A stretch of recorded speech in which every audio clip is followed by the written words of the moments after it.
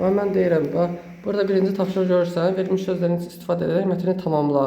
Bax, burada sözlər var, yük daşıma, təbii ehtiyatlar, şəhər, ciz, məkan, ətraf mühit, dünya miqyası. Burada ayrı-ayrı sözlərdir, fikir versin, alt-alta yazılan sözlər ayrı-ayrı sözlərdir. Gəl mətni oxuyaq və sualları cavablandıraq. Mətni burada işləyəndə özümüzə nə sualı, hansı suallar veririk, ona görə işləyirik. İndi oxu, başlayaq. Coğrafiya informasiya sistemlərinin Norveçdə müxtəlif sahələrdə uğurla istifadə edilməkdədir. Burada ciz, təbii ehtiyatları səmərəli istifadə edənir.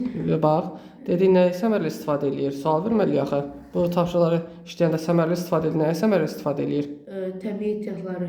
Daha sonra gəldi dəniz inkişaf yazır. Dənizdə nəyə inkişaf etdirə bilər? Daşımanı inkişaf. İnkişaf etdirə bilər. Mühafizə yazır və nəyi mühafizə edə bilərik?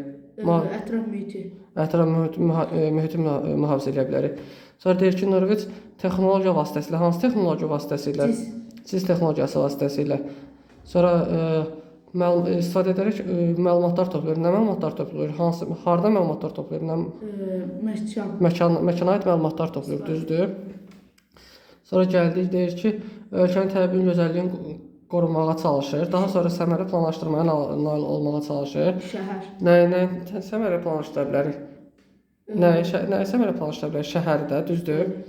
Daha sonra dedik ki, bax, burada yazıb ki, dəniz yük daşımalarında rahat həyata keçirir. Hansı miqyasda həyata keçirir dəniz yük daşımaları? Dünya miqyasında. Dünya miqyasında.